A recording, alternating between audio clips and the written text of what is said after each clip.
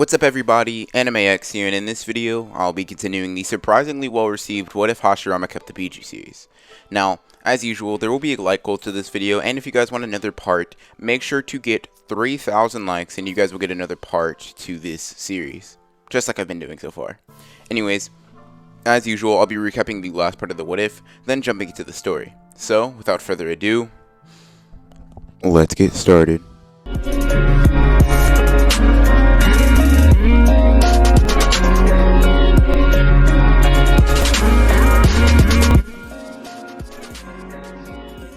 Now, in the last part of this What If, we basically dealt with Naruto, Sasuke, and Sakura for the most part, dealing with the Bell test, basically with most of them actually being able to team up this time, unlike how they would have in the original. Basically, Sasuke and Naruto, along with Sakura, who is actually somewhat useful in this fight, they were actually able to team up and pass the Bell test. So, that's what we'll jump right back into the story. Now, like I said, last time we left off on Naruto, Sasuke, and Sakura completing the Bell test that Kakashi laid out for them, which results in them finally becoming official Genin, and in Naruto and Sasuke's case, they were able to pass Danzo's pseudo test for them, making sure that they were both worthy of the honor of being Jinchuriki. Now, after this mission, Naruto and the rest of the team split off to go do separate things. Sakura goes home to rest from the overwhelming amount of physical and mental stress that she was under during that test. Sasuke goes off to train, which seems to be his default answer to everything. And Naruto goes to one of his favorite spots in the world, Ichiraku Ramen Shop. This is where Naruto eats several bowls of ramen, which he uses to drown out the tiredness that he felt from the fight with Kakashi. Now, after gorging himself with the food, he pays for his meal and is about to head home. While he's heading home, Naruto feels a presence watch him closely, which makes him pull out a kunai to defend himself as he searches around. Come out! Naruto shouts this out into the night sky as his voice rings clearly throughout the air. Naruto is then grabbed from behind with a kunai pointed to his throat and a whisper in his ear. Lord Danzo has called an immediate meeting with all the Jinchuriki, now. Naruto's eyes widen as he hears this and he whispers back, what does Lord Danzo want with us at this hour? The Anbu member who is holding Naruto then just chuckles ever so slightly. I have no idea, but from his tone, I'm just glad that it isn't me that has to meet with him. The Black Ops member then disappears with the wind, leaving Naruto in the night breathing heavily and heart pounding in his chest as he rushes at top speed to the meeting place.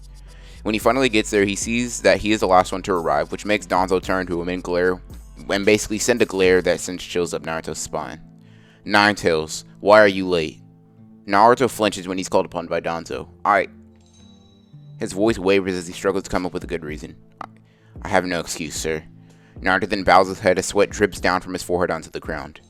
Naruto then Danzo looks at the lineup of 9 children who all stand in front of him with many different expressions on his face. I've heard through the normal means that you've all become Genin. Is this the case? All of the Jinchuriki then nod and bow in response to him asking the question. Alright then, I'll see to it that every single one of you are assigned a decently difficult mission so we can assess your real life, combat, and strategic goals. Some of you will be sent on missions that are close to each other, so be ready for that as well.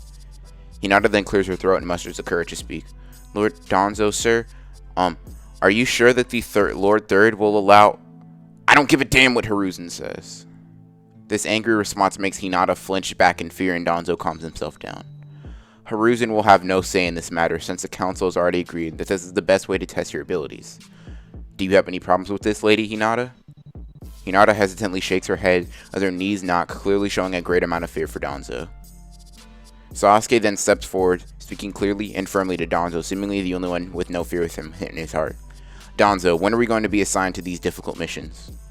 Danzo chuckles at Sasuke's bluntness and responds, 2 tails. Sasuke clenches his fist when Danzo calls him this, seeing as how it is basically one of the least humane things that he could possibly call him.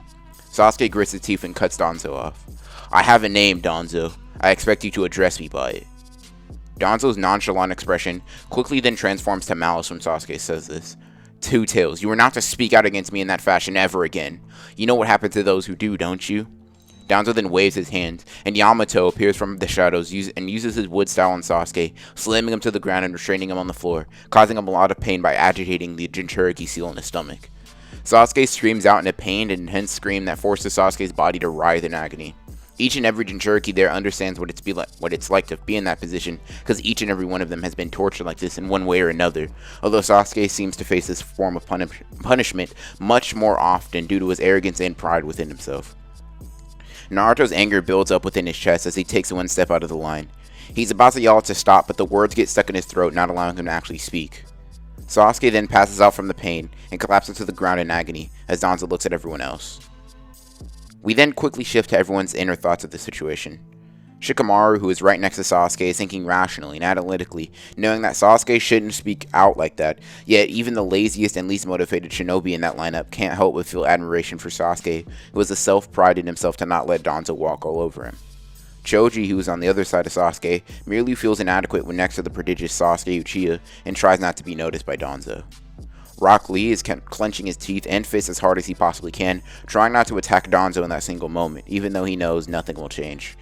I swear, Sasuke, next time that happens, I'll stop it there. Even though Lee doesn't know Sasuke personally, and even seems to be standoffish with him, the kindness in his heart does not allow for Danzo to harm a fellow shinobi like that. Hinata is shaken to her core, and is doing her absolute best to not be noticed and draw any attention to herself. Ino is disgusted and angry because Sasuke is someone who she respects, and even feels romantic feeling towards. Basically, they are having to deal with such cruelty is something that disgusts her. Shino is the one who filled with the least fear and just knows that in order to survive the life of Jinchuriki, pride must be thrown away. Kiba is feeling absolute fear as well, and even with his acute senses he can feel the tension within Naruto's body building up. Then there is Naruto. In the moment that Sasuke's body dropped to the ground, Naruto built up chakra to perform a jutsu. But just before he can activate the seals for a shadow clone, Danzo appears in front of Naruto and punches Naruto in the stomach so hard that he collapses to his knees and coughs up blood. Two weapons that want to rebel, huh? I had to teach you all a lesson. Danzo then kicks Naruto in the face, sending him sliding into a wall. Naruto struggles to his feet and looks in Danzo's eyes. In this moment, Naruto, who is at his lowest point, feels an overwhelming amount of courage flow into his body. When I become Hokage, I will make sure that you, Danzo, pay for every single one of your crimes. Every attack that you inflict upon me, you will pay for. Naruto then smiles in the way that only Naruto can in this situation, as he looks up at Danzo. Danzo then dismisses the rest of the Jinchuriki and picks Naruto up by his hair, lifting him off the ground. No matter what you say or how you say it, you'll never become Hokage, you little beast. Danzo then brings his knee up to Naruto and slams it into his side, cracking Naruto's ribs and then drops him. Team 7's major mission launches tomorrow. If you perform poorly, believe that I will find another one to become the host of the Nine Tails. Danzo then drops Naruto, and then finally knees him in the face so he falls to the ground. Be gone! Naruto then gets up and limps home, bleeding, beaten, and bruised, as he goes to lie down, waiting to heal the day's injuries and accomplish his mission tomorrow. Now, the next morning, Naruto wakes up with most of his last night's injuries healed. Naruto's ribs are still in pain, but they have healed enough to allow him to move freely. So, he rushes off to meet up with his team, and on the way to the mission, he passes Rock Lee, who is training in the woods. Lee stops Naruto and asks him if he's okay from the other night. Naruto nods to Rock Lee, letting him know that he's just fine. And Lee nods and tells him that they'll talk later, with Naruto and Lee both running in different directions. Lee says he's going to be deployed for a mission very soon, and Naruto says the same thing. So, with the two bidding farewell, Naruto finally gets to the meeting place, and he sees that Sasuke is the only one there at the moment. Naruto leaps down and lands next to Sasuke, asking if there's been any sign of Kakashi. Sasuke shakes his head, which leaves the two in silence, staring off for a while. After a bit, Naruto then turns to Sasuke, the air between them seemingly becoming more tense. Why did you do that yesterday? Sasuke raises an eyebrow to this question, not really understanding what he's asking. Why did you talk to Lord Danzo like that, knowing that you would be punished for it? Naruto asks this, genuinely curious and full of wonder, but Sasuke perceives this question as something that Naruto means that he's looking down upon, which makes Sasuke's demeanor change. I did it because I have pride in myself as a ninja and as an Uchiha, so I refuse to be treated like that by Danzo. I'm sorry that you don't have the same standards. Naruto then just smiles when he hears this and nods. I thought that would be the case. Naruto and Sasuke then just stand there in silence until Sakura arrives, and barrages Sasuke with questions that both Naruto and Sasuke find annoying. Sasuke then crosses his arms and tells Sakura to shut up, which leaves the team standing there in complete silence until Kakashi arrives, and tells them that they'll be going on an important mission. Naruto and Sasuke just nod, due to them hearing about the mission from yesterday, basically from Danzo, so they all rush off to the Hokage's office to get briefed on the mission, and collect Tazuna, who needs to be collected and transported back to the Land of Waves safely. Now, while on the way over there, everyone is on high alert due to them knowing that the mission is considered a large and important mission to the Leaf Village, since it should get them a decent amount of money. After walking and guarding Tazuna for a bit, the team is then attacked by the two demon brothers, who seemingly kill Kakashi and rush towards the team. One attacks Naruto and the other Sasuke. Sasuke dodges his attacker's strike and kicks him in the chest, which sends him flying. Naruto jumps back, startled from this attack, and is almost overwhelmed, although Sasuke appears in the way and kicks the other demon brother in the head, which knocks him down as well. Sasuke then looks back at Naruto and basically looks at him with disgust. Huh. I guess I was expecting you to actually grow a pair and fight. I guess I was too much based on yesterday's endeavors, right? Scaredy cat. Naruto's expression then changes from fear to anger and hardens into determination as he stands up and looks Sasuke in his eyes and pulls out a kunai. I swear on the blood of my hand, I will never let fear stop me from acting ever again. Naruto then spins it around and stabs straight through his hand, which spews blood onto the ground and makes Sasuke actually be taken aback by the devotion that Naruto seems to have to that oath. Sasuke then just scoffs. Ha! Let's see you keep that oath. After this, Kakashi appears on the scene and grabs the two unconscious demon brothers and ties them to a nearby tree. Kakashi then turns to Naruto and Sasuke. It seems that the initial goal of this attack was to harm Tazuna, but after identifying you two, they realize that you are the big surprises. Keep that in mind that you two are both Jinchuriki of the Leaf, so you have a target on your head from the start. Naruto and Sasuke nod and allow Kakashi or follow him as he walks off. After a few hours of walking, a boat ride later, and Sasuke and Naruto, along with Kakashi and Sakura, along with Tazuna, feel a presence nearby, which makes them all brandish a kunai. Kakashi then tells everyone to duck as a sword goes flying over everyone's head and finds itself stuck in a tree, with Zabuza landing on top of it. Zabuza then tells Kakashi that he should just hand Tazuna over and he'll leave everyone else alone, but as soon as he says this, he looks over the team, and he looks at Naruto and Sasuke closer and realizes with an evil smile. What do we have here? If I remember the wanted posters correctly, this is the 2 tails, he points at Sasuke, and the 9 tails on the same team in the same place? Oh man, forget Tazuna, Kakashi. It's my lucky day. If I get to capture 2 Jinchuriki, I'll be filthy rich. Zabuza then rushes towards Sasuke at full speed, sword in hand, and swings at Sasuke, with Sasuke not even being able to react to this attack. Kakashi, however, is able to intercept this and stops the sword with his kunai. Then, in a very strained voice, he turns to Sasuke, Naruto, and Sakura. Take Tazuna and get out of here. Now! Sasuke then grabs Sakura and Tazuna's hand and rushes off with Naruto in close proximity. Zabuza then grunts and shouts out, I didn't want to have to do this early, but Haku, don't let them escape! Kakashi then sees the next few events happen in slow motion, every single moment being stretched beyond belief as he sees the past failures and current failures, all culminating to see Naruto be slashed across the chest by a blur of motion. Naruto then falls to the ground.